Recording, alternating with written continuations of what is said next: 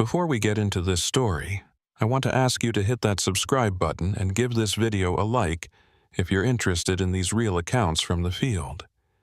It really helps the channel grow and lets me bring you more of these stories. Also, drop a comment and let me know where you're watching from. I always love hearing from you all around the world. Now, let's get into what happened in the summer of 1989. My name is Sarah Martinez, and I was a smoke jumper for the United States Forest Service for 12 years before the events I'm about to tell you made me question everything I thought I understood about fire, time, and the thin line between the two. If you don't know what a smoke jumper is, let me explain. We're wildland firefighters who parachute into remote areas to fight fires that ground crews can't reach. It's dangerous work, the kind that requires you to be part firefighter, part paratrooper, and part survivalist. We jump out of planes into some of the most hostile terrain on Earth, carrying 100 pounds of gear, landing in forests that are actively burning, and then we fight fire for days or sometimes weeks until the blaze is contained. I started smoke jumping in 1977 right out of college, one of the first women to make it through the brutal training program in Missoula, Montana. Back then, it was even more of a boys' club than it is now, and I had to prove myself twice as hard to earn half the respect. But I loved it. The adrenaline, the challenge, the raw confrontation with nature at its most powerful. There's nothing else like it. By 1989, I was a crew boss, leading a team of 8 jumpers out of the McCall Smokejumper base in Idaho. We were good, one of the best crews in the service, with a track record of successful jumps and contained fires that spoke for itself. We'd fought fires in California, Oregon, Montana, and all over Idaho. I thought I'd seen everything fire could throw at us. I was wrong. It started on August 17th, 1989.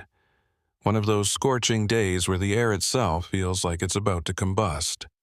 We'd been on standby all week, watching weather patterns and fire reports, knowing something big was coming. The conditions were perfect for a catastrophic fire. Temperatures in the high 90s, humidity in the single digits, and winds gusting up to 30 miles per hour.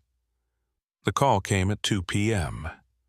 Fire reported in the Bitterroot National Forest, remote backcountry area about 60 miles northeast of McCall. Lightning strike from the previous night's thunderstorm had ignited a stand of lodgepole pine, and with the wind and dry conditions it was spreading fast. Ground crews couldn't get anywhere near it. The access roads were nearly non-existent, and the terrain was too rough for vehicles. We were the only option. I assembled my crew, Jake Morrison, my second in command, a big guy from Montana who'd been jumping almost as long as I had, Carlos Reyes, our best spotter with an uncanny ability to read wind patterns, Amy Chen, the youngest on our team but sharp as hell and fearless, Marcus Webb, Tommy Rodriguez, Dana White, and Chris Anderson rounded out the team. 8 of us total, counting me. We loaded into the DC-3 aircraft that would take us to the fire. The plane was old, a workhorse from the 50s, but reliable. I'd made hundreds of jumps from that plane, and I knew every rattle and hum of its engines. As we flew toward the fire, I could see the smoke column rising from miles away. It was massive, a towering pillar of gray and black that punched into the atmosphere like a fist. The base of the column glowed orange, and even from our altitude, I could see the fire spreading through the forest like a living thing. "Jesus," Jake muttered, looking out the window. "That's a big one." "We've seen bigger," I said, though I wasn't entirely sure that was true. This fire looked different somehow. The smoke column was too vertical, too organized. Most fires create chaotic smoke patterns that twist and spiral with the wind. This one rose straight up like it was being pulled. Our spotter, Carlos, moved to the jump door and started assessing conditions: wind speed, direction, terrain, potential landing zones. This was the most critical part of the operation. If Carlos miscalculated, we could land in the fire itself or hit trees and get injured before we even started fighting. "LZ looks good," Carlos called out over the engine noise. "Wind is steady from the northwest at about 15 knots, aiming for that clearing about half a mile from the fire's leading edge. It's going to be a tight approach, but we can make it." I nodded and started gearing up. Each of us wore a Kevlar jumpsuit helmet with face mask and a reserve parachute in addition to our main chute. We carried personal gear bags that would be dropped separately, containing our tools, food, water, and camping equipment for what could be a week-long deployment. "Listen up," I called to the crew. "This is a standard jump and attack. We hit the ground, establish a staging area, and start cutting firebreak. The fire is moving northeast, so we're going to try to flank it from the west and contain it before it reaches that ridge. By the book, no heroics. Everyone goes home." They nodded, faces serious. We'd all had friends who died fighting fires. It was an occupational hazard we accepted, but we never took lightly. I was first out, as crew boss. I moved to the door, felt the blast of wind and heat from outside, checked my static line one last time, and then stepped into nothing. The jump is always the best part. For those first few seconds, you're in free fall, the ground rushing up at you, the wind screaming past your helmet. Then the static line deploys your chute, and suddenly you're floating, swaying gently under the canopy, the world spread out below you in terrifying beauty. I looked down and saw the fire. From up here, it looked like a living organism, a sprawling mass of orange and red that consumed everything in its path. I could hear it too, a low roar like a freight train, punctuated by the crack and crash of falling trees. I steered toward the clearing Carlos had identified, watching as the rest of my crew deployed behind me. 8 parachutes in the sky, white against the smoke-darkened air. I hit the ground hard, rolling to absorb the impact, then quickly collapsed my chute before the wind could drag me. I was in a small meadow, maybe 2 acres of grass and wildflowers, surrounded by dense forest. The air was thick with smoke, and the temperature was already uncomfortable, even though the fire was still half a mile away. One by one, my crew landed. Everyone made it down safely, no injuries, no problems. Our gear bags landed a few minutes later, and we quickly assembled our equipment. Pulaskis, the combination axe hoes that are the primary tool of wildland firefighters. Chainsaws for the bigger trees. Shovels, fire shelters in case we got caught in a burnover, radios, and water. "Okay," I said, gathering everyone. "Jake, you take Marcus and Tommy. Start cutting line to the west. Amy, you're with me and Carlos.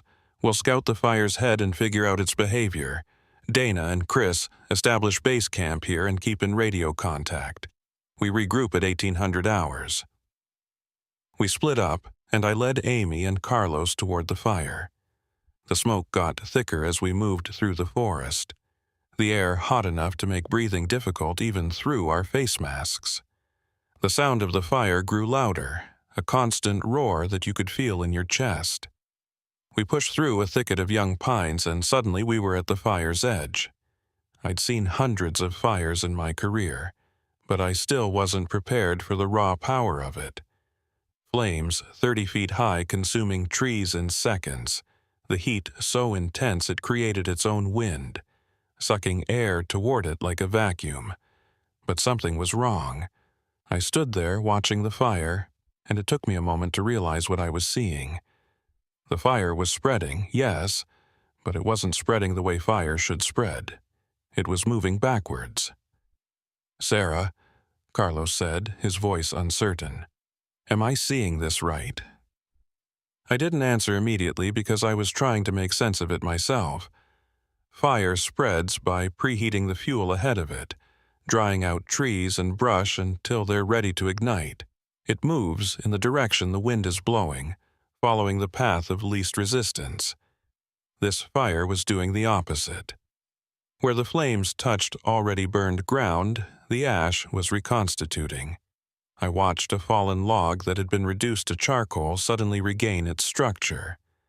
The black surface lightening to brown, bark reappearing. It was like watching a film played in reverse, except this was happening in real time right in front of us. "That's not possible," Amy said, and I could hear the fear in her voice. The flames weren't reaching out to unburned trees.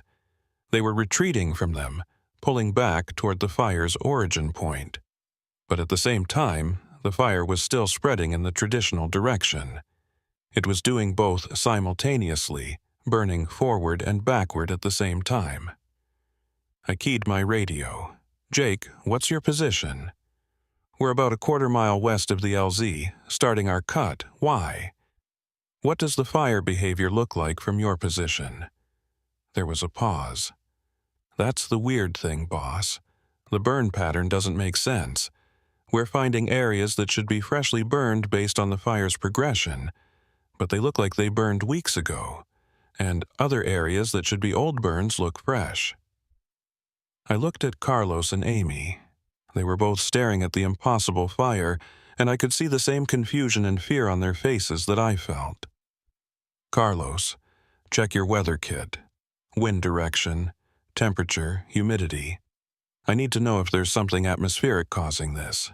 He pulled out his handheld weather station and started taking readings. After a minute, he shook his head. "Everything's normal. Well, normal for a fire this size. Wind is consistent from the northwest. Temperature is high, humidity is low. Nothing that would explain what we're seeing." I tried to think logically. Forest fires can create strange effects. Fire whirls that spin like tornadoes. Spot fires that jump miles ahead of the main blaze. Crown fires that race through treetops faster than a person can run. But I'd never heard of a fire that burned in reverse. "We need to get closer to the origin point," I said. "Find out where this thing started and see if that explains the behavior." "Sarah, I don't think that's a good idea," Amy said. "If the fire is behaving this unpredictably, getting closer seems... I know it's dangerous, but we can't fight this thing if we don't understand it. And right now, I have no idea what we're dealing with." We moved parallel to the fire line, using the already burned areas as a safety zone. If the fire suddenly changed direction, we could step into the burn and be protected by the lack of fuel. It was standard procedure, except nothing about this fire was standard. As we walked, I noticed something else strange. The sound of the fire was wrong. Fire makes a lot of noise. The roar of flames, the crack of exploding sap in trees, the crash of falling timber. This fire made all those sounds, but played backward. I heard trees uncrashing, standing back up with a groan of wood. I heard the roar of flames, but it sounded like inhalation instead of exhalation, like the fire was breathing in. "Do you guys hear that?" I asked. "Yeah," Carlos said. "It's like reverse audio, like someone's playing the fire backwards." We'd been walking for about 20 minutes when my radio crackled with a voice I didn't recognize. "Station 12, this is Sector Chief Morrison. Do you copy?" I stopped. Station 12 wasn't one of our call signs, and Morrison was Jake's last name, but that wasn't Jake's voice. It was older, rougher, and the radio quality sounded wrong, full of static and a strange echoing quality. "This is Crew Boss Martinez," I responded. "Who is this?" "Martinez, is that you, Sarah?" Thank God. We need reinforcements at the forward line. The fire jumped our break and we're falling back. Where's your crew? I looked at Carlos and Amy. They'd heard it too, their expressions confused. Identify yourself. What station are you with? Station 12, out of Wallace, Idaho. Crew boss is Edward Morrison. We've been fighting this thing for 3 days, and it's not slowing down. How far out are you? Wallace, Idaho. Station 12. Something about those names tickled my memory, but I couldn't place it. Sir, We're smoke jumpers out of McCall, just arrived on scene. There is no Station 12 in Wallace anymore. That station closed down decades ago." There was a long pause, filled with static. Then, "What year is it?" The question sent a chill down my spine. "It's 1989, August 17th, 1989. Another long pause. When the voice came back, it sounded shaken. "That's not possible. It's 1910, August 20th, 1910. We're fighting the big blow-up, the fire that started 3 days ago." The big blow-up. Suddenly I knew exactly what he was talking about. The Great Fire of 1910, also called the Big Blow-up or the Big Burn, was the largest wildfire in United States history. It burned 3 million acres across Idaho, Montana, and Washington in just 2 days, August 20th to 21st, 1910.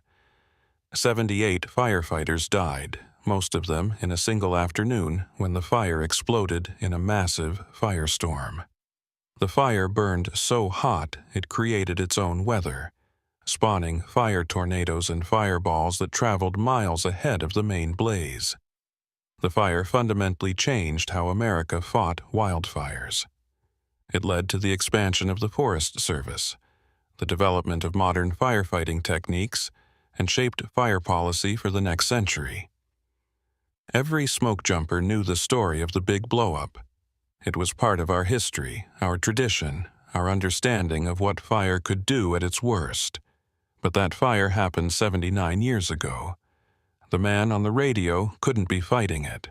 Unless, "Carlos," I said quietly, "where did this fire start? What's the origin point?" He checked his map, comparing it with the GPS coordinates we'd been given. His face went pale. "Sarah, according to the incident report, the lightning strike that started this fire hit near a place called Setzer Creek.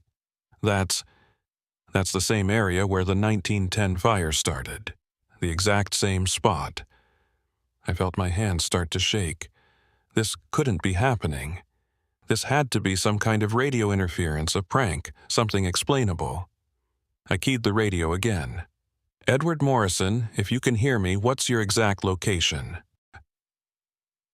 "We're at Setzer Creek, trying to hold the line. But the wind shifted, and the fire's coming at us from all directions. We're about to be surrounded. Listen to me very carefully. You need to fall back. Get your crew to a safety zone. The fire you're fighting is going to explode in the next few hours. Dozens of men are going to die if they don't get to safety." "How do you know that?" "Because I know the history. The big blow-up killed 78 firefighters on August 20th and 21st, 1910. You're fighting that fire right now. You need to save your men." There was no response, just static. "Edward, do you copy?" Nothing. I tried several more times, but the channel was dead. Whatever connection we'd made across 79 years of time had been severed. "That was real, wasn't it?" Amy said. "We just talked to someone from 1910. "I don't know," I said, though I was starting to believe it was. "But we need to get to Setzer Creek. We need to find the origin point of this fire." We changed direction, heading northwest toward where the map indicated Setzer Creek should be. The fire was more intense here, the flames higher and hotter, but we stayed in the burned areas using the blackened safety zones to move forward. As we walked, I started noticing other anomalies, tools on the ground that looked old, ancient even. A Pulaski with a wooden handle so weathered it should have rotted away decades ago. A canteen with USFS stamped on it, in a style the Forest Service hadn't used since the 1930s. Boot prints in ash that were both fresh and ancient simultaneously. We were walking through layers of time. After an hour of hard hiking, we reached Setzer Creek. The creek itself was almost dry, just a trickle of water through a rocky bed. But the area around it was a nightmare of fire activity. Flames towered 40 feet high, creating convection currents so strong they spawned small tornadoes of fire. The heat was unbearable, even at a distance, and in the center of it all, I saw something impossible. There was a spot, maybe 20 feet in diameter, where the fire wasn't just burning. It was burning in all directions at once. Flames spread outward from a central point, but also inward toward it. The fire was both expanding and contracting simultaneously, and in that central point, there was a core of flame that wasn't orange or red, but a strange purple-blue, like the hottest part of a gas flame. "That's not a natural fire," Carlos said. He was right. That blue flame was burning at temperatures that shouldn't be possible in a wildfire. Wildfire typically burns at around 1,500 degrees Fahrenheit. That blue flame had to be at least 3,000 degrees, hot enough to melt rock. As we watched, I saw something move in the flames. Figures, human-shaped, walking through the fire like it wasn't there. They wore old-style firefighting gear, the kind from the early 1900s, wool pants, canvas shirts, wide-brimmed hats. They carried Pulaskis and shovels and worked the fire line with desperate intensity. "Do you see them?" I asked. "The 1910 crew," Amy whispered. "They're still here, still fighting." We watched for several minutes as the ghostly firefighters worked. They seemed unaware of us, focused entirely on their impossible task of containing a fire that had already been burning for 79 years. Then one of them looked up. He was a big man, probably in his 40s, with a thick mustache and soot-stained face. He saw us, and his eyes widened in surprise.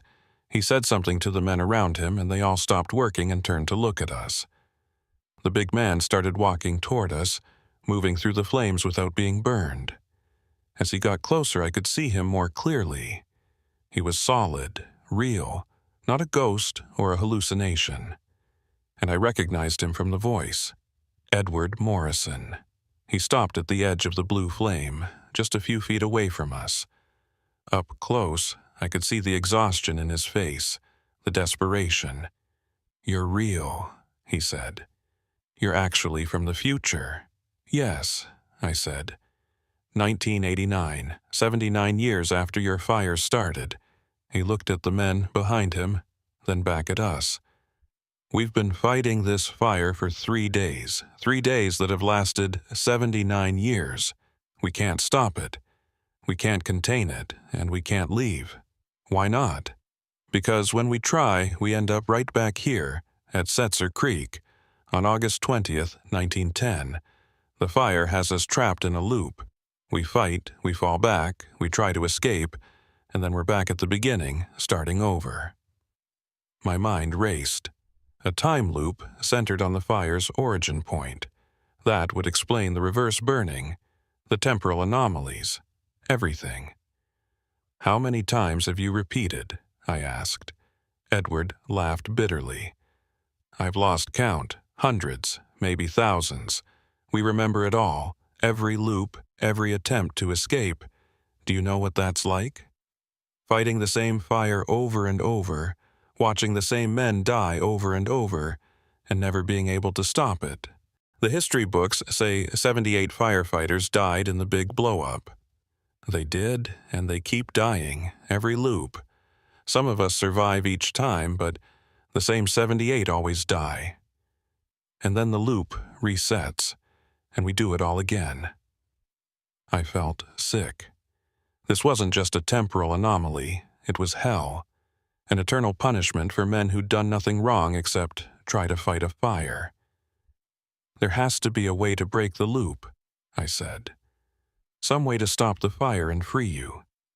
Edward shook his head. "We've tried everything. We've let the fire burn. We've fought it with everything we have.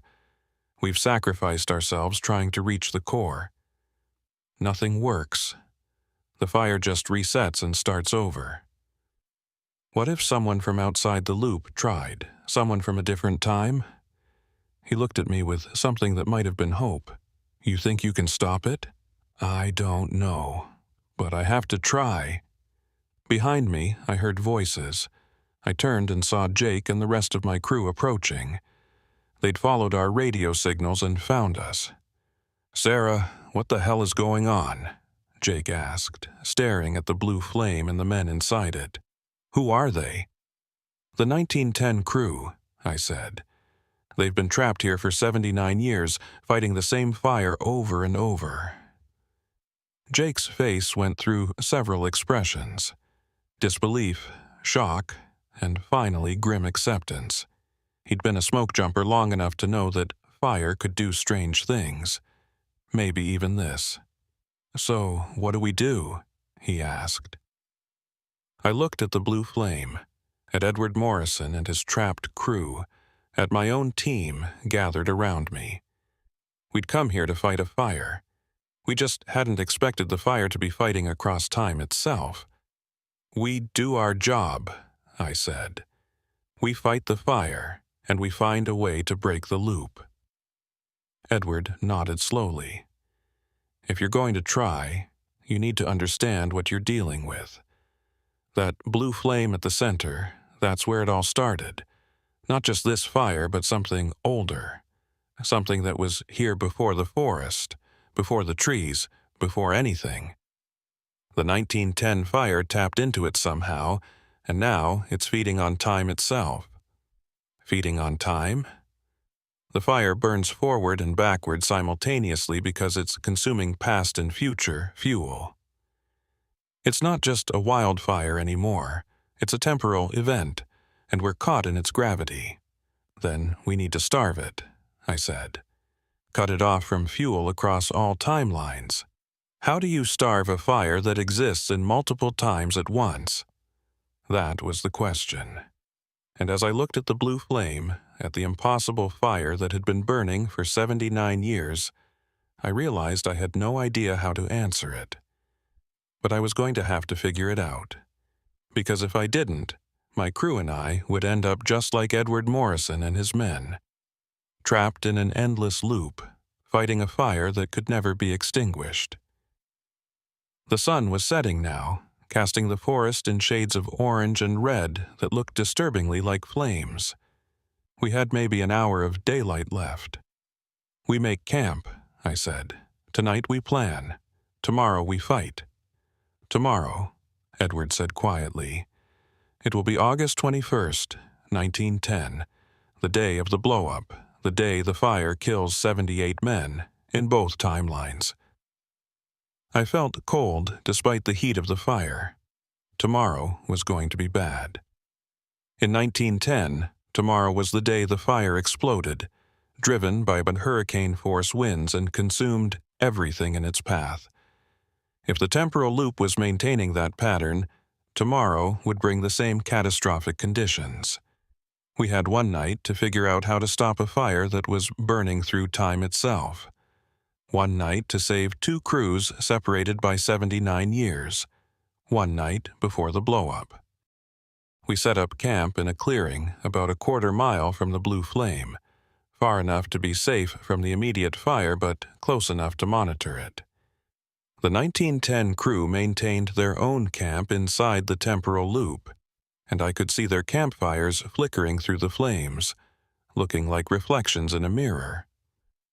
As darkness fell, the true strangeness of the fire became apparent. Normal wildfires create their own light show at night, but this was different. The blue flame at the center pulsed like a heartbeat, and with each pulse I could see ripples spreading through time.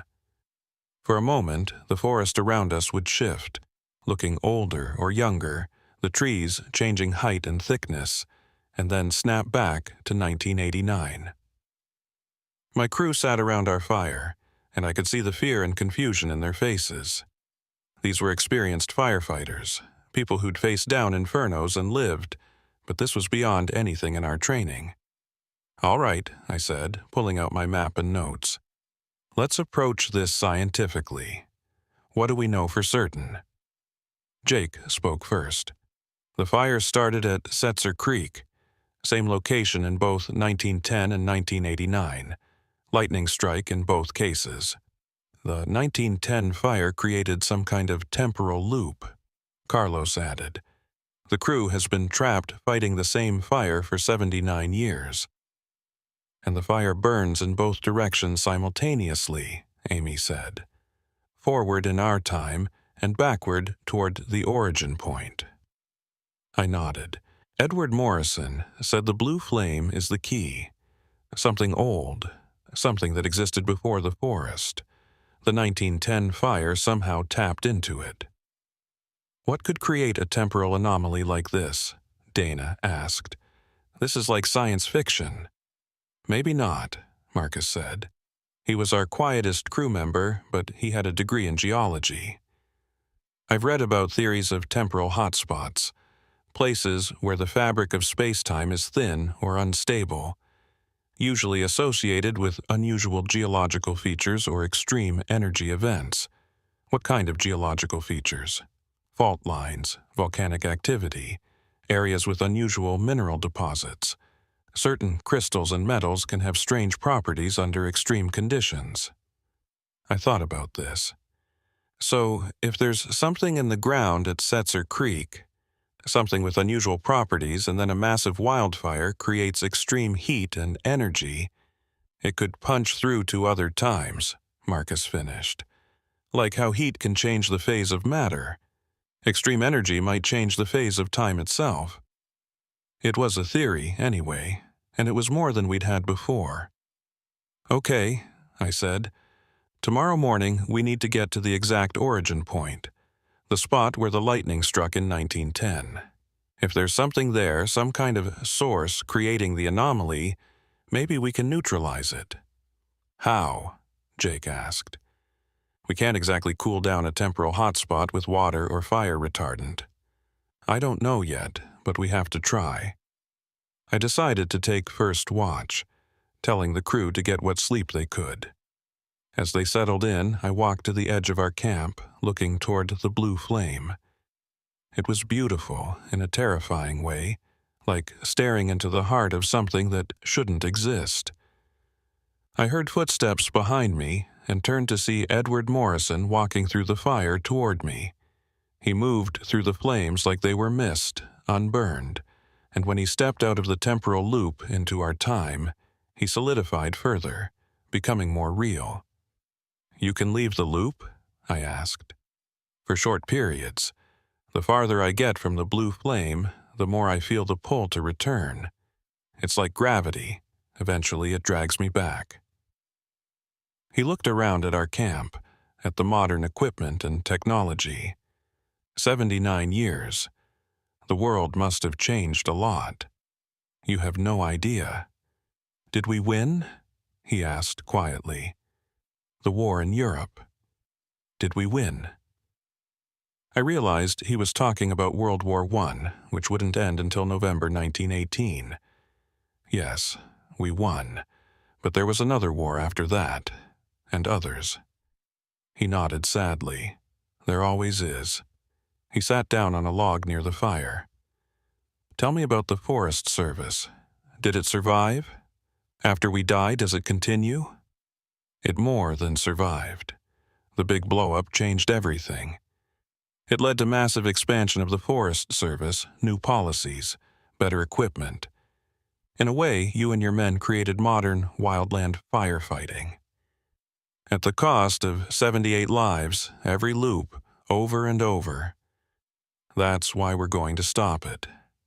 Free you. He looked at me with tired eyes. I've had 79 years to think about this, Sarah. You know what I believe? The fire doesn't want to be stopped. It's alive in a way fire shouldn't be. It's conscious, and it's hungry. Fire isn't conscious. It's a chemical reaction. Normal fire, yes. But this? He gestured toward the blue flame. This is something else. I've watched it, studied it, tried to understand it. It learns, it adapts. Every loop, it changes slightly, testing different patterns, different behaviors. And I think it's using us, our memories, our experiences, our time. It's feeding on them. A chill ran through me.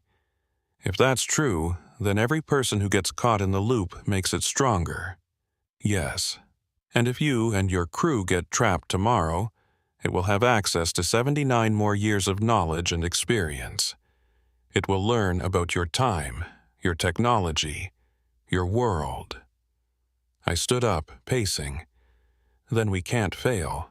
We can't get caught in the loop. That's what I told myself. On August 20th, 1910, I thought I was prepared. I thought I understood fire. I was wrong. I wanted to ask him more, but he suddenly stiffened, looking towards the blue flame. I have to go back. The pull is getting too strong. Wait, one more question. In all the loops, all the attempts to stop this, did you ever find anyone else trapped here? Anyone from other times? He paused, then nodded slowly. Once. About 200 loops ago, I think. We found a man at Setzer Creek. He was wearing strange clothes, materials I didn't recognize. He spoke English, but with an accent I couldn't place. He said he was from 2047. My blood ran cold. What happened to him? The fire took him, pulled him into the blue flame. We never saw him again. Edward started walking back toward the temporal loop. Be careful tomorrow, Sarah. The fire knows you're here, and I think it wants you. He disappeared into the flames, and I was left alone with that terrifying thought. I didn't sleep that night. I spent the hours reviewing our maps, trying to form a plan, and watching the blue flame pulse in the darkness. As dawn approached, I noticed something strange. The fire's reverse burning was accelerating. Areas that had been slowly reconstituting were now reforming at visible speed. Ash became wood, became living trees in minutes. It's getting ready, Carlos said, appearing beside me. He hadn't slept either. The blow-up, it's building toward the same event that happened in 1910. How long do you think we have? Based on the historical records, the worst of the 1910 fire happened in the afternoon. Hurricane-force winds, fire tornadoes, temperatures hot enough to melt metal. If we're going to do something, we need to do it this morning. I woke the crew and explained the plan. We would approach the origin point, try to identify the source of the temporal anomaly, and neutralize it if possible. It was vague because I honestly didn't know what we'd find or what we'd need to do. We geared up with extra water, fire shelters, and every tool we had. Marcus brought his geology kit, hoping to analyze whatever we found. We also brought climbing rope, thinking we might need to rappel into Setzer Creek's ravine. As we approached the blue flame, I saw Edward and his crew preparing as well. They were going to attempt what they'd attempted hundreds of times before, trying to control the fire before the blow-up. Ready? I asked my team. They nodded, faces set with determination. We entered the temporal loop. The sensation was immediate and disorienting. Time felt thick, like moving through water. I could see multiple versions of the same moment overlapping. My crew was walking forward, but I could also see them walking backward, see them in positions they'd occupy minutes from now, see ghost images of hundreds of previous attempts by Edward's crew. Sound became layered. I heard the fires roar in both directions, heard voices from multiple timelines, heard the hammer of my own heartbeat echoing across decades. We pushed toward the center, toward the blue flame. The heat should have been unbearable, but it wasn't. Inside the loop, the temperature was constant, unchanging, as if the fire was burning outside of normal thermodynamics. Edward met us halfway. Follow me. I'll show you the exact spot. We descended into the Setzer Creek ravine. The creek bed was dry now, the water long since evaporated or diverted by the fire. At the bottom, Edward led us to a specific point where the ravine narrowed and the rock faces pressed close together. Here, he said. This is where the lightning struck in 1910. This is ground zero. I knelt down, examining the rock. It was scorched black, but there was something underneath the char. I scraped away the burned material and found stone that glowed faintly with that same blue-purple light as the flame. "Marcus, come look at this." He came over with his geology kit and examined the stone. His eyes widened. "Sarah, this isn't natural. I mean, the stone is natural basalt, but it's been altered. The crystalline structure is wrong, organized in patterns that don't occur in nature. What could do that? I don't know. Extreme pressure, extreme heat, or..." He pulled out a Geiger counter from his kit and held it near the stone. The device immediately started clicking rapidly. "Radiation, low level, but it's there. Is it dangerous? Not immediately, but over time, yes. And if this has been radioactive since 1910, it's been pumping radiation into the environment for 79 years, I finished. "Not just radiation," Marcus said, pulling out more instruments. "The magnetic field here is all wrong. It's fluctuating rapidly, and the pattern looks almost organized, like a signal." "A signal to what?"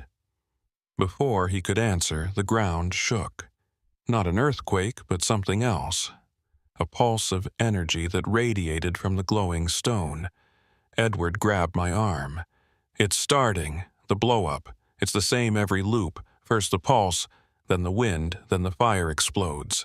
As if on cue, I felt wind starting to pick up. It came from all directions at once, drawn towards the blue flame like it was being sucked into a vortex. "We need to move," Jake shouted. "Get to high ground." But Edward shook his head. "There is no high ground in the loop. Everywhere is the center. Everywhere is the fire." The wind intensified, and I heard the roar of the fire increasing. Through the flames, I could see Edward's crew running, taking positions they'd taken hundreds of times before, preparing for the onslaught they knew was coming. "Sarah," Amy called out, "look at the stone." I turned back to the glowing basalt. It was pulsing faster now, and with each pulse, the blue-purple light grew brighter. Cracks were forming in the stone, spreading outward in geometric patterns that looked deliberate. "It's a capacitor," Marcus said with sudden realization. "The stone is storing energy. The 1910 lightning strike charged it with massive electrical energy, and combined with whatever unusual properties this stone has, it created a temporal feedback loop. Every year, on August 20th, it releases that energy, recreating the same fire, the same conditions, the same event. Can we discharge it, ground it somehow? Maybe, but we'd need to create a path for the energy to flow, something that could handle the massive discharge without..." The stone cracked wide open. Blue-purple energy poured out like liquid light, flowing up and out, feeding the flame above. The wind became a hurricane, and the temperature spiked. I saw trees exploding into flame, saw the fire creating its own weather system, spawning fire tornadoes that spun up from the forest floor. The blow-up had begun. "Shelters!" I screamed. "Deploy fire shelters now!" Fire shelters are last resort survival tools. You pull them out, wrap yourself in the aluminum-coated fabric, and pray the fire passes over you without cooking you alive inside. They're designed to withstand temperatures up to 1200 degrees Fahrenheit for about a minute. My crew scrambled to deploy their shelters, but before I could reach mine, I saw something that made me freeze. Through the wall of flame, I saw more figures. Not Edward's 1910 crew. Different people, wearing different gear. Some in modern firefighting equipment even more advanced than ours. Some in clothes I didn't recognize. Some wearing what looked like environmental suits from science fiction. Firefighters from different times, all trapped in the same loop. "Sarah!" Jake grabbed my arm, trying to pull me toward the shelter. "We have to move." But I couldn't stop staring, because among those figures I saw someone I recognized. She was wearing a Smokejumper uniform with patches I didn't recognize, carrying equipment that looked like it came from decades in the future. And her face. It was my face. Older, weathered, with gray hair and scars I didn't have yet, but unmistakably me. She saw me too. Our eyes met across the fire and time, and I saw recognition and terrible sadness in her expression. She mouthed 3 words, "Don't come back." Then the firewall swept between us, and she was gone. The next minutes were chaos. We got into our shelters as the fire roared over us. I could feel the heat through the aluminum, feel the shelter trying to tear away in the wind. I heard my crew calling to each other. Heard Edward's men screaming as the same death that had taken them in 1910 took them again. And I heard something else. A voice ancient and wrong, speaking in the roar of the flames. It said one word over and over, "Stay." The fire passed. The wind died. The temperature dropped. I emerged from my shelter, shaking, ears ringing. The forest around me was transformed. Half of it was freshly burned, black and smoking. The other half was lush and green, untouched, looking like it had never seen fire. My crew emerged one by one. Everyone had survived. We counted off, checking for injuries. Some burns, some smoke inhalation, but we were alive.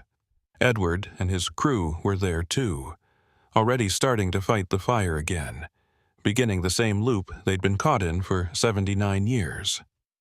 But now I understood what was happening. The stone at Setzer Creek was creating the loop, feeding it energy. But it wasn't just random. It was collecting firefighters across time, trapping anyone who came to fight this fire. And eventually it would trap me too. I'd seen my future self. I knew that at some point I would come back here, would get caught in the loop, and would spend years or decades trying to escape. Unless I could stop it now. "Marcus," I said, "that stone. You said it's like a capacitor. What if we overload it, force it to discharge all its energy at once instead of in a loop? How would we do that?" "Lightning," I said. "It was charged by lightning. Maybe we can trigger another strike, force it to release everything in one massive discharge." "That might collapse the entire temporal loop," Carlos said. "It might free everyone, or it might kill everyone. We don't know." I looked at Edward, who'd walked over to us. "What do you think?" He looked at his crew, at the men who'd been fighting and dying for 79 years. "We've been dead since 1910. If there's a chance to end this, to finally rest, I'll take it. Even if it means dying for real? Sarah, we've died thousands of times already. At least this way it might mean something." I made my decision. We need to trigger a lightning strike at the exact point where the stone is cracked open. "Carlos, can you rig up something that would attract lightning?" "Maybe. If I take our radio equipment, the metal tools, build a makeshift lightning rod, but we'd need a storm and the sky is clear." "No, it isn't," Amy said, pointing up. "Look." Dark clouds were forming overhead, appearing out of nowhere. The fire's heat was creating convection currents, drawing in moisture, building toward a thunderstorm. It was the same weather pattern that had produced the 1910 lightning strike. The loop was repeating. In hours, maybe minutes, lightning would strike Setzer Creek again, recharging the stone, resetting everything, unless we controlled where that lightning hit. "We have maybe an hour," I said. "Let's move." We worked frantically, building a lightning rod from everything metal we had. Radio equipment, tools, even the aluminum from our fire shelters. We positioned it directly over the cracked stone, creating a path for the lightning to follow. The storm built overhead, dark and angry. Thunder rumbled and I could see lightning flickering between the clouds. "Everyone back," I shouted. "Get to minimum safe distance." My crew retreated, but Edward and his men stayed close. "We need to be here," Edward said. "When the loop collapses, we need to be at the origin point, or we might be scattered across time. The first lightning bolt struck a tree half a mile away. The second hit closer. The storm was intensifying, drawn by the fire and the heat and the strange energy radiating from the stone. "It's coming," Carlos said. I counted the seconds between lightning and thunder. The storm was almost directly overhead. Then I saw her again, my future self, standing on the opposite side of the ravine. She was watching me, and I could see tears on her face. She raised her hand in a salute, and I understood. She was me from a timeline where I failed, where I got trapped in the loop. She'd been fighting this fire for who knows how many years, watching herself try again and again to break free. But this time, this version of me, I might succeed. And if I did, she would cease to exist. The loop that created her would collapse. I returned the salute, honoring the woman I might have become, acknowledging her sacrifice. Lightning struck our rod. The world exploded in blue-purple light. I felt energy pouring through everything, felt time itself rippling and buckling. I saw all the loops simultaneously, hundreds or thousands of attempts to fight this fire, all collapsing into a single moment. I saw the 1910 crew in their final moments, saw Edward Morrison looking peaceful as he faded. I saw firefighters from other times, from years and decades and centuries I couldn't identify, all released from the temporal trap. And I saw my future self smile as she dissolved into light. The stone shattered completely, releasing 79 years of stored energy in one massive pulse. Then darkness. I woke up to rain. Cool, blessed rain falling on my face. I opened my eyes and saw clear sky. No smoke, no fire. I sat up slowly, every muscle aching. My crew was around me, all unconscious but breathing. The Setzer Creek ravine looked different. The rock was normal stone, no blue glow, no cracks. The forest around us was a mix of burned and unburned, but it looked natural, not the impossible overlay of multiple times. "Sarah," Jake groaned, sitting up. "What happened?" "I think we broke the loop." One by one, the crew woke up. We were all there, all alive, all free. But Edward and his crew were gone. The 1910 firefighters who'd been trapped for 79 years had finally been released. I hoped they'd found peace. We hiked back to our landing zone, calling for evacuation. The fire was out, extinguished by the rain that had followed the lightning strike.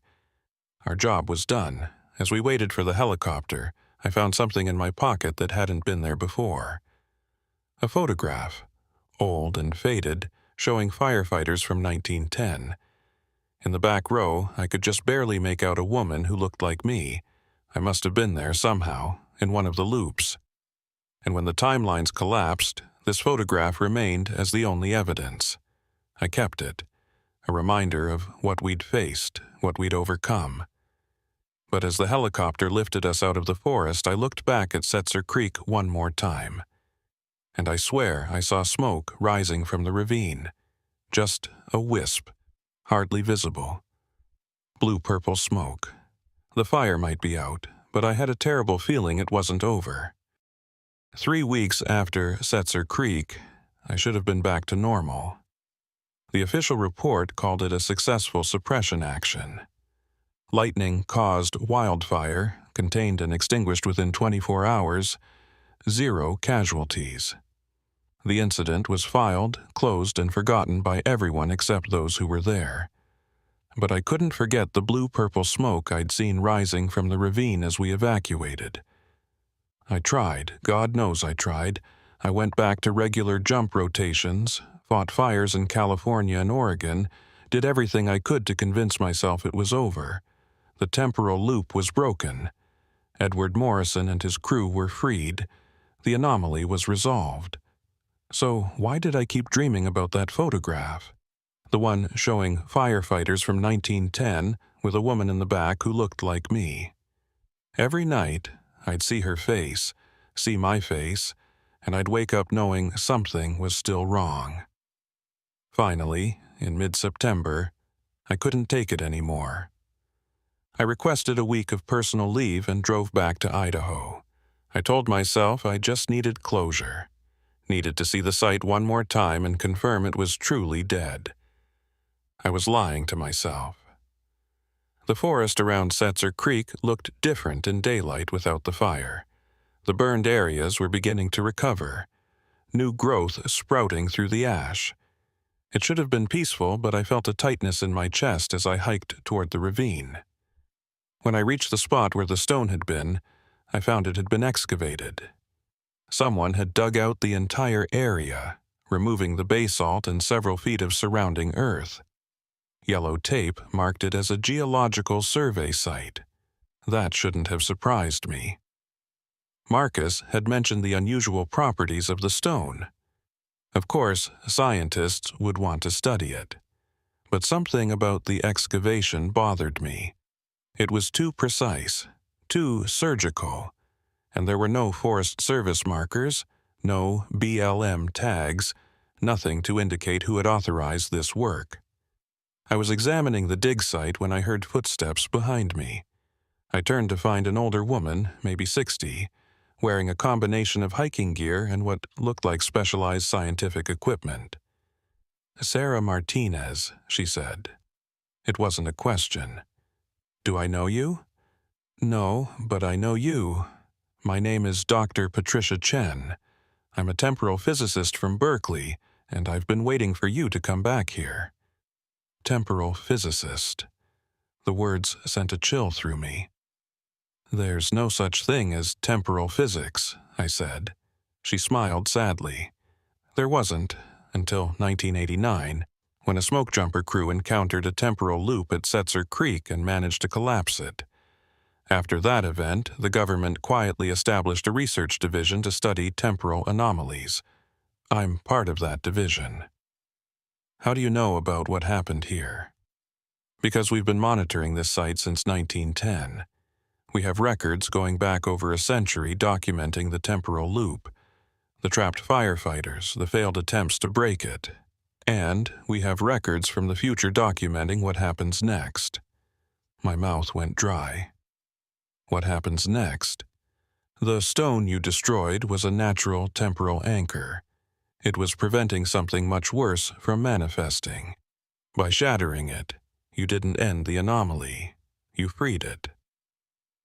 She led me to a mobile laboratory set up in a clearing nearby. Inside were instruments I didn't recognize, screens showing data that looked like nothing I'd seen in any science class. "Let me show you something," Dr. Chen said, pulling up a graph. "This is the temporal field strength at Setzer Creek over the past century. See this spike in 1910? That's when the original fire created the loop. And see how it stayed constant for 79 years? That's the stone acting as a stabilizing force, containing the energy in a controlled loop. And this?" I pointed to the sharp drop at the end of August 1989. "That's when you broke the stone. The field strength dropped to 0. For about 3 weeks. She pulled up a more recent graph. The line had started climbing again. Slowly at first, then accelerating. "It's rebuilding," she said quietly. "Without the stone to contain it, the temporal energy is spreading. In 3 weeks, it's already reached 10 times the area it covered before." Spreading to where? Everywhere the 1910 fire burned. All 3 million acres. And it's accelerating. At the current rate, by this time next year, the entire Pacific Northwest will be inside a temporal anomaly zone. I felt sick. What does that mean for the people living there? We don't know exactly. The only data we have comes from the contained loop at Setzer Creek, but we can extrapolate. Time dilation, temporal bleeding between past and future, possible formation of new loops. Millions of people could get trapped experiencing moments over and over, or find themselves slipping between different eras. How do we stop it? That's why I needed to talk to you. We've been studying this for decades, and we've only identified one person who successfully interacted with the temporal field and survived with their timeline intact. You. When you triggered that lightning strike, you created a resonance with the field. You're partially entangled with it now. What does that mean? She hesitated. It means you might be able to navigate the temporal zones without getting trapped, and that makes you the only person who can reach the true source of the anomaly. I thought the stone was the source. The stone was a symptom. The real source is older, much older. She pulled up a geological map. What do you know about the Yellowstone hotspot? It's a supervolcano, one of the largest in the world. Correct. But it's more than that. The Yellowstone hotspot is a mantle plume, a channel of superheated rock rising from deep in the earth. It's been active for millions of years, and as the North American plate moves over it, it creates volcanic features in a chain stretching from Nevada to Wyoming. She traced a line on the map. 16 million years ago, the hotspot was under what's now northern Nevada. It's been moving northeast, creating calderas and volcanic features as it goes, and Setzer Creek sits directly on the path of that ancient movement. So, the stone was volcanic? Yes, but that's not the important part. The mantle plume doesn't just bring up heat and rock, it brings up something else. We don't have a name for it yet. The closest we can come is temporal magma, material from so deep in the earth that it exists partially outside of normal time. That sounds impossible. So did a fire that burns backward until you saw it. Sarah, the earth is older than you can imagine. 4.5 billion years. The material at its core has been there since the planet formed, untouched by surface processes, existing in conditions we can barely understand. And occasionally, that material reaches the surface. And when it does, it creates thin spots in time, places where the past and future can bleed through. Setzer Creek has been such a place for millions of years. The 1910 fire just made it visible. I tried to process this. You said I need to reach the true source. Where is it? Dr. Chen pulled up a three-dimensional map of the region. The temporal magma chamber is approximately 2,000 feet underground, directly beneath the old Setzer Creek burn. It's been slowly cooling and crystallizing for 16 million years, but the 1910 fire and the subsequent 79 years of the temporal loop heated it back up. Now it's active again, and it's spreading. 2,000 feet underground. How am I supposed to reach that? There's a cave system.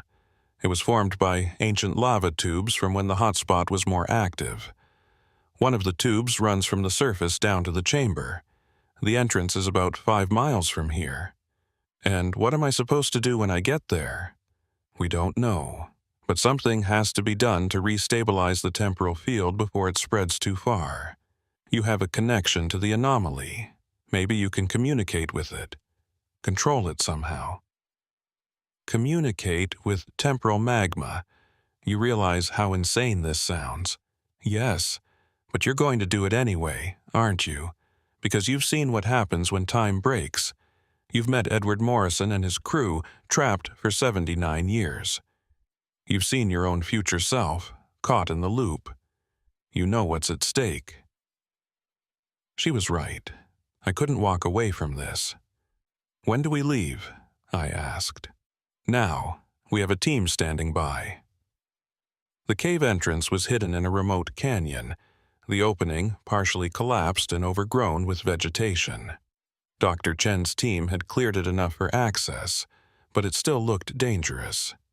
The team consisted of 3 people besides Dr. Chen, 2 physicists and a geologist. They'd brought specialized equipment for measuring temporal fields and enough climbing gear to descend 2,000 feet. How long have you known about this cave? I asked, as we prepared to enter. We didn't until 3 days ago, Dr. Chen admitted. It appeared. One day there was solid rock, the next day there was a cave entrance. The temporal spreading is already changing the geology. That didn't make me feel better about this expedition. We entered the cave system. The temperature dropped immediately, and the air felt wrong, thick and heavy. My flashlight beam seemed to bend slightly, the light taking paths it shouldn't. The first chamber was natural, a lava tube about 20 feet in diameter, but as we went deeper, I started seeing things that didn't belong. Tools embedded in the rock walls, rusted and ancient. Markings that looked like writing but in no alphabet I recognized. We're moving through time as well as space, one of the physicists, Dr. James Park, explained. The deeper we go, the more temporal layers we pass through. What you're seeing are artifacts from different eras, all existing simultaneously in this space. We descended for hours, using ropes and climbing equipment to navigate vertical sections. The cave branched and twisted, and more than once I had the disorienting sensation that we were climbing up while gravity insisted we were going down. And then I started seeing the firefighters. They were translucent, ghostly, but unmistakably real. Dozens of them, hundreds maybe, wearing gear from different time periods. They were climbing through the cave just like we were, heading deeper, always deeper. "Don't make contact," Dr. Chen warned when I reached out toward one. They're temporal echoes, fragments of firefighters who've tried to reach the source over the years. If you touch them, you might get pulled into their timeline. How many people have tried this? We don't know. The cave exists across multiple timelines. Every attempt, successful or not, leaves an echo. I wondered if one of those ghosts was me. After what felt like an eternity, we reached the bottom. The lava tube opened into a massive chamber, and I had to catch my breath at what I saw. The floor of the chamber was covered in a pool of liquid that glowed with that familiar blue-purple light. Temporal magma, I realized. It wasn't hot in a thermal sense, but I could feel it radiating something. A pressure that made my teeth ache and my vision blur. And floating in the center of the pool, suspended somehow above the liquid, was a flame. It was the same blue flame I'd seen at Setzer Creek, but larger, more defined. It burned without fuel, without consuming anything, just existing in pure defiance of physics. The eternal flame, Dr. Chen breathed, the source of all of it. As I stared at the flame, I saw things moving in it, shapes, figures, entire scenes playing out. I saw the 1910 fire, saw Edward Morrison and his crew fighting desperately. I saw myself and my team parachuting in. I saw other fires from other times, all connected, all feeding into this central point. "It's not creating the temporal anomalies," I said, with sudden understanding. "It is a temporal anomaly. It's a fire burning across all time simultaneously." "How do we stop it?" Dr. Park asked. That was the question.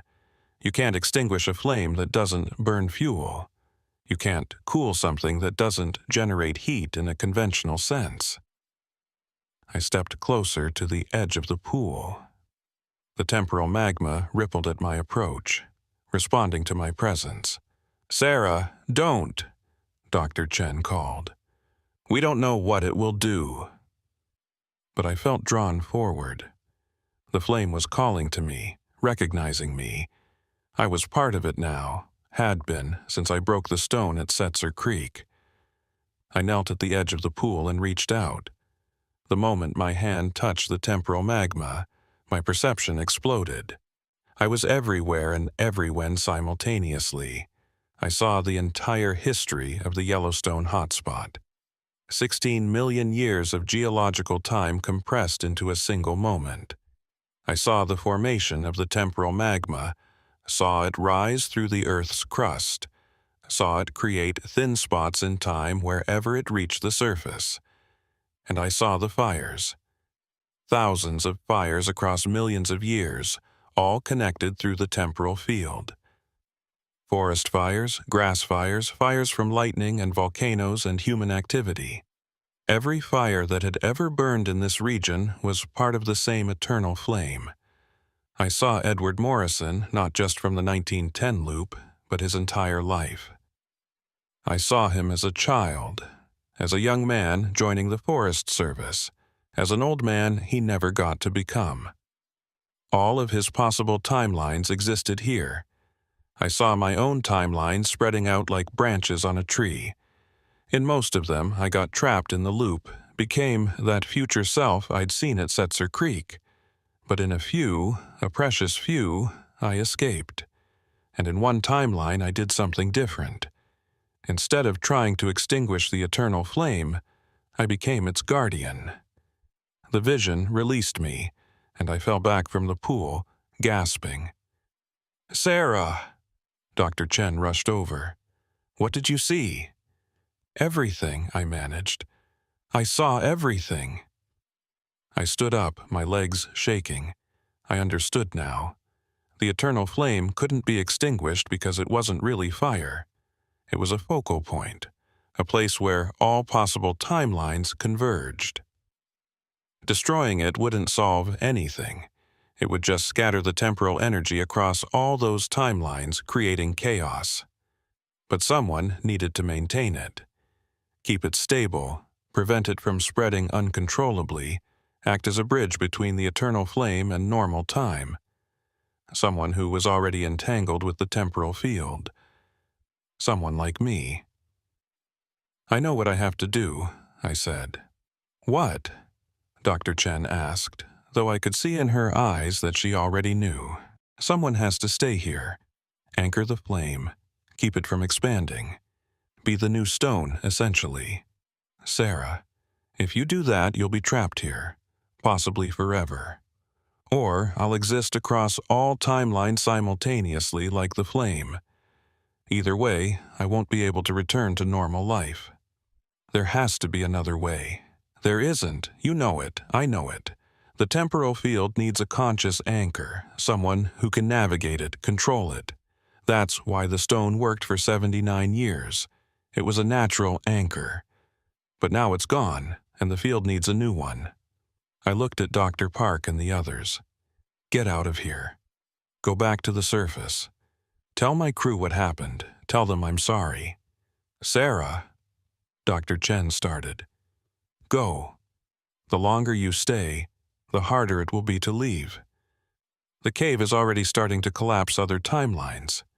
In an hour, you might not be able to find your way out." She wanted to argue. I could see it. But she also understood the reality of the situation. Sometimes sacrifice was the only option. They left, climbing back up through the lava tube, and I was alone with the eternal flame. I stepped into the pool of temporal magma. It didn't hurt. It felt like stepping into warm water, but the warmth was temporal rather than thermal. I could feel my timeline spreading out, connecting to all the other possible versions of my life. I walked toward the flame in the center. With each step, I could see more, understand more. The flame showed me its history, showed me all the people who'd tried to interact with it over the millennia. Most had been consumed, their timelines scattered. A few had succeeded in briefly controlling it. None had stayed. I would be the first. I reached the flame and extended my hand into it. The blue-purple light wrapped around me, and I felt my consciousness expanding to fill all of time. I was Sarah Martinez, Smokejumper, in 1989. I was Sarah Martinez, crew boss, in 1995. I was Sarah Martinez, retired firefighter, in 2023. I was Sarah Martinez, trapped in the temporal loop, in all the failed timelines. I was all of these people simultaneously, existing in all times, all places, all possibilities. And I was the guardian of the eternal flame. I understood now why it had been calling to me. It needed a consciousness to direct it, to prevent it from consuming everything. Fire isn't inherently destructive. It's a force of transformation, of renewal. But without guidance, it spreads without control. I became that guidance.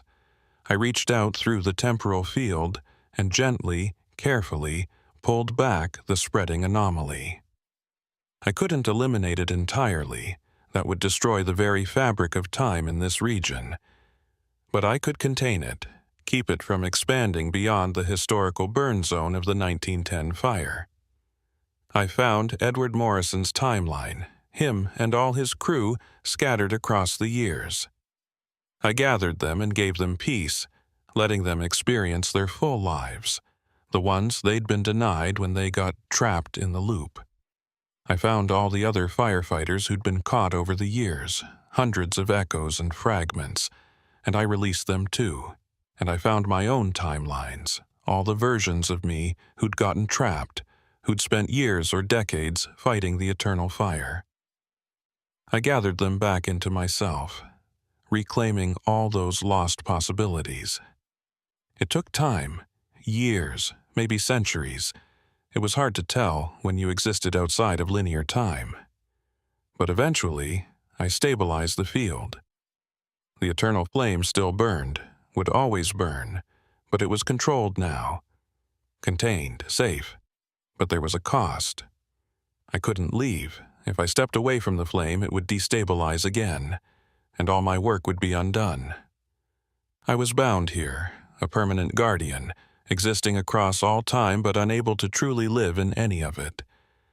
Sometimes I could send my consciousness out, experience moments in the surface world. I watched my crew from 1989 grow old, retire, tell stories about Sarah Martinez who disappeared on a solo hike in Idaho.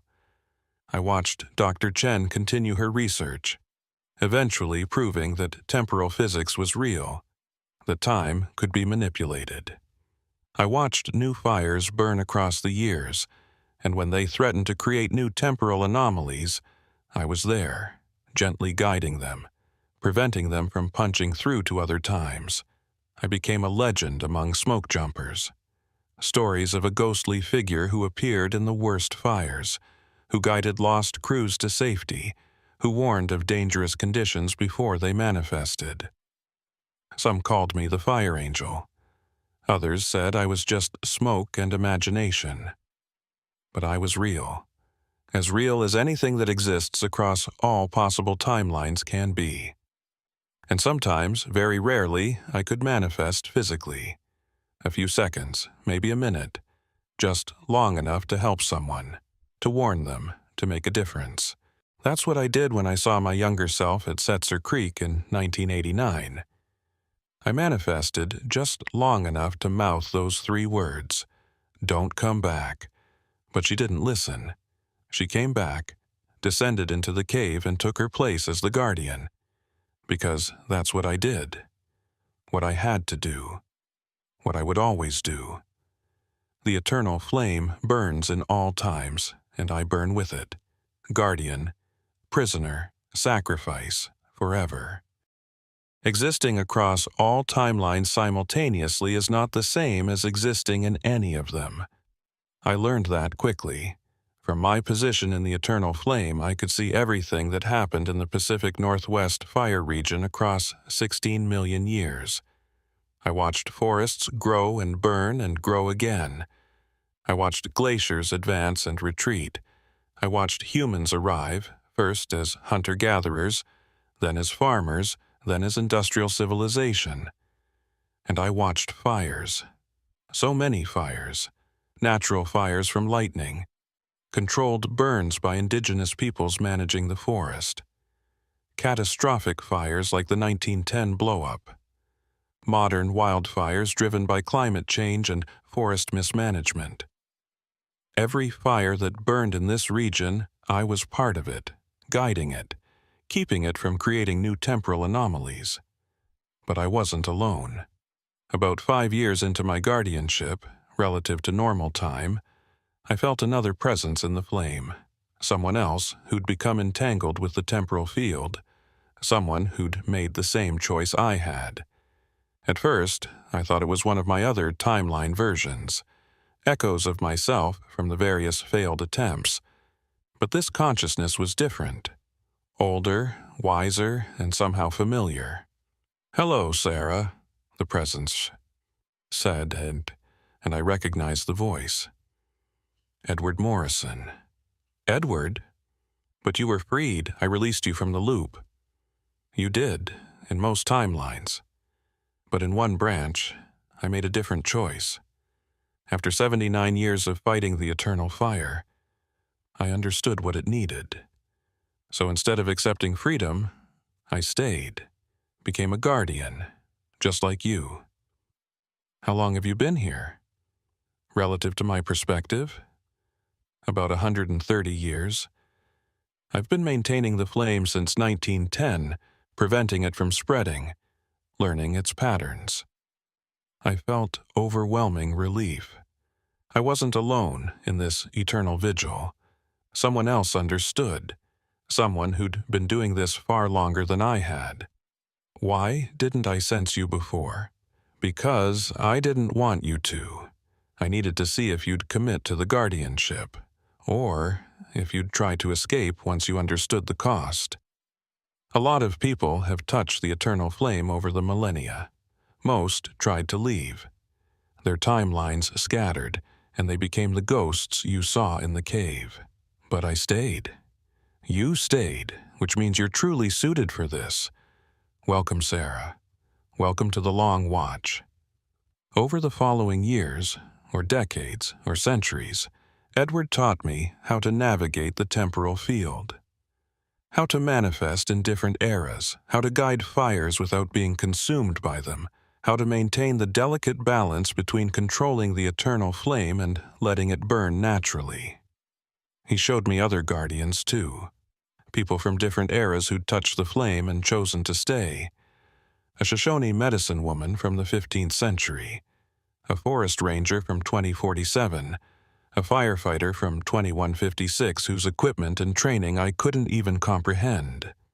We were the Fire Watch, maintaining the eternal flame across all of time, preventing it from creating chaos. But something was changing. In 2023, relative to the normal timeline, I felt a disturbance in the temporal field. A new anomaly forming, different from anything I'd sensed before. I reached out with my consciousness and found the source. Setzer Creek. The site where the stone had been, where I'd triggered the lightning strike that shattered it. Someone was digging there. Not Dr. Chen's team this time. Someone else. Someone who didn't understand what they were disturbing. I manifested at the site, taking physical form for the first time in years. It was jarring, being solid again, feeling wind and temperature and the weight of my own body. I'd almost forgotten what it was like. The dig site was larger than before. A full archaeological excavation, with grid lines and equipment and students working under the supervision of a professor I didn't recognize.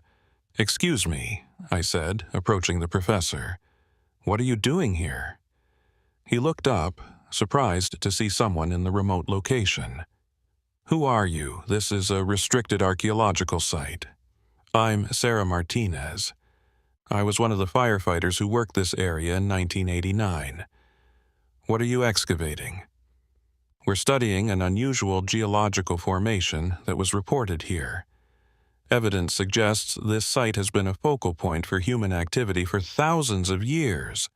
We've found artifacts from multiple time periods, all in the same stratum, which shouldn't be possible. You need to stop digging." "Excuse me?" "This site is dangerous. There are geological instabilities. You could trigger a collapse." He looked at me skeptically.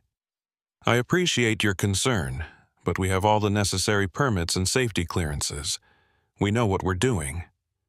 I wanted to tell him the truth, that he was digging into a temporal wound, that every shovelful of earth risked destabilizing the eternal flame.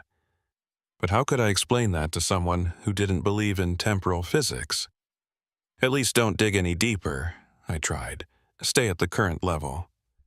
We're planning to excavate down to the pre-Columbian layer. There's evidence of indigenous activity here that predates anything we've found in the region. Before I could argue further, one of the students called out, "Professor Harrison, you need to see this."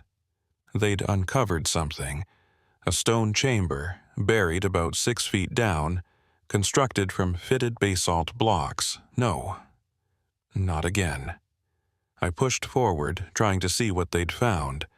Inside the chamber was another piece of that blue-glowing basalt, smaller than the one from 1989, but identical in structure. "Incredible," Professor Harrison breathed. "This looks like it's been here for thousands of years, but the stone is still intact and is it glowing?" "Don't touch it," I said, urgently. "Please, you have to trust me. That stone is dangerous." But one of the students was already reaching for it, eager to examine this impossible artifact. Time seemed to slow as I watched her hand approach the stone. I knew what would happen. The moment she touched it, her timeline would entangle with the temporal field. She'd become another guardian or another ghost, or something worse. I couldn't let that happen. I manifested fully, pulling more of my consciousness into the physical world than I'd ever done before.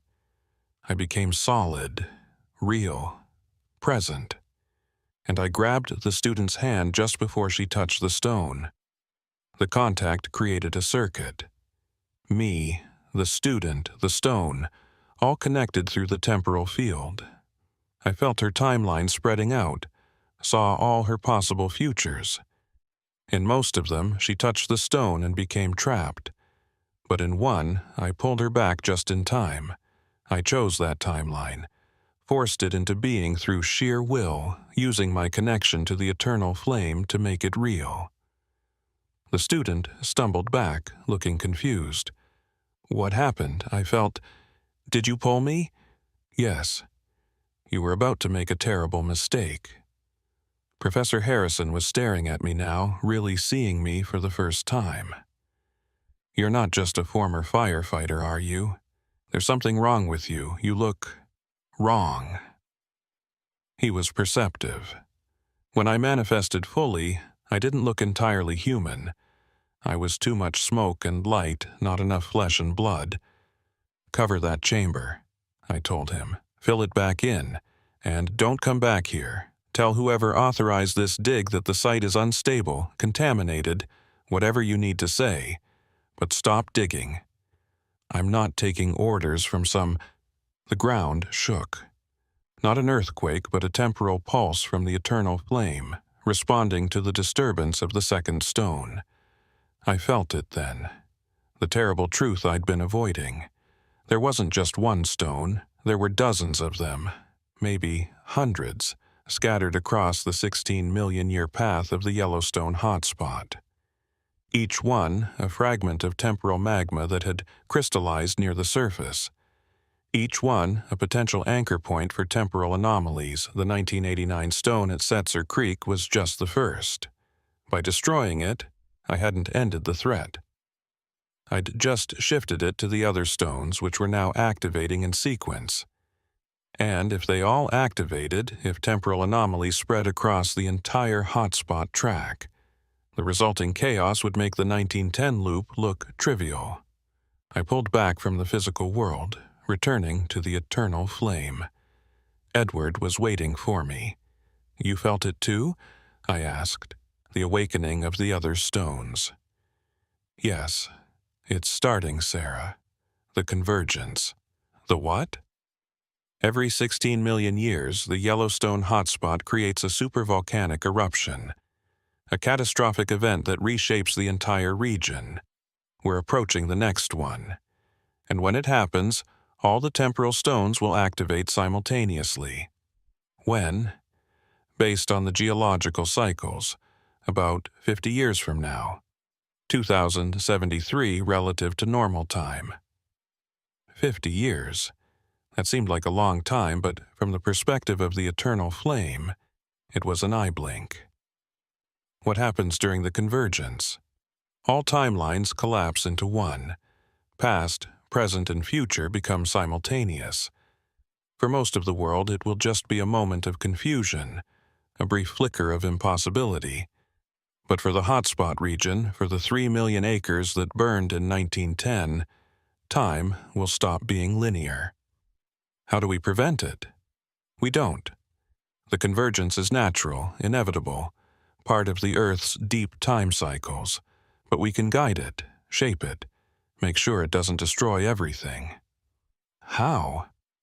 By gathering all the guardians, everyone who's ever touched the eternal flame and survived. We bring them together at the moment of convergence and use our combined consciousness to stabilize the timeline collapse. Keep it controlled, localized, safe. How many guardians are there? Across all of time? 17 that we know of, 18 counting you. I thought about that. 18 people scattered across thousands of years, all maintaining the same vigil, all working toward the same goal of keeping time stable. We need to start preparing, Edward said. Reaching out to the other guardians, teaching them what's coming, coordinating our efforts. We have 50 years of normal time, but from our perspective, we need to act now. So we did. Edward and I reached across the timelines, finding the other guardians one by one. The Shoshone medicine woman whose name translated roughly as walks between days. A Roman soldier who'd been stationed in Britain and somehow ended up in the American wilderness 1,000 years before Europeans arrived. A firefighter from 2089 who'd come back in time specifically to join the Fire Watch. Each of them had their own story, their own reason for becoming a guardian. But we all shared the same commitment: maintaining the eternal flame, preventing temporal chaos, protecting the timeline. As 2073 approached, I could feel the tension building in the temporal field. The stones were resonating with each other, creating harmonic patterns that rippled across time. Small anomalies started appearing across the Pacific Northwest, people experiencing déjà vu, time loops lasting seconds or minutes, ghosts appearing from the past and future. Dr. Chen's team detected it, of course. They'd been monitoring the region for decades, and they knew something big was coming, but they couldn't stop it. No one could. On August 20th, 2073, the convergence began. All the temporal stones activated simultaneously. The eternal flame expanded, spreading across the entire hotspot track in an instant, and time itself began to collapse. I was there, existing in all moments at once. I saw the supervolcano erupt 2 million years ago. I saw the forest fire of 1910. I saw my own parachute jump in 1989. I saw future fires burning in forests that didn't exist yet. All of it happening simultaneously, all timelines converging on a single point, and I felt the other guardians joining me. 18 consciousnesses spanning thousands of years, all focused on one goal. We wove the timelines together like threads in a tapestry. We couldn't prevent the convergence, but we could shape it, guide it, make it beautiful instead of destructive. We created what I can only describe as a temporal garden, a space where all possible times existed in harmony, where you could walk from 1910 to 2073 to 10,000 years in the future just by taking a few steps, where the forest was simultaneously young and old, burned and green, growing and returning to Earth. For the people living in the region, it was a day of wonder. They saw time become visible, saw their ancestors and descendants, saw all the possible versions of themselves. And then, as the convergence stabilized, it settled into a new equilibrium. Time became linear again, but with a difference. The hotspot region was now a place where the past could speak to the present, where the future could warn about dangers, where time itself was just a little more flexible than elsewhere. And the guardians, all 18 of us, remained, maintaining the eternal flame, watching over the temporal garden, making sure the convergence stayed stable. I exist there still. Sometimes I manifest in the physical world, appearing to firefighters in danger, warning them of flashovers before they happen, guiding lost hikers to safety. I'm the smoke that moves against the wind, the ember that never goes out, the warmth in the coldest night. I am Sarah Martinez, smokejumper, guardian, eternal. I am the fire that burns backwards and forwards and in all directions at once, and I am home.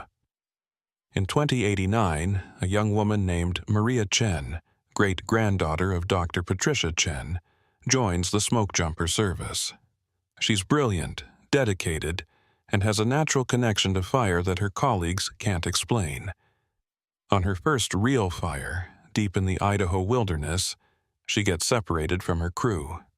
Lost in the smoke, running out of air, she knows she's about to die.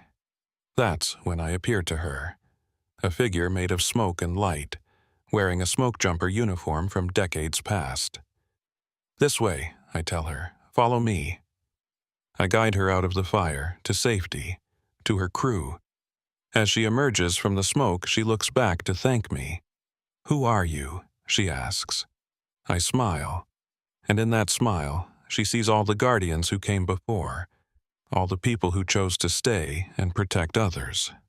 "I'm Sarah Martinez," I say, "and I've been waiting for you, because Maria Chen is destined to become the 19th Guardian.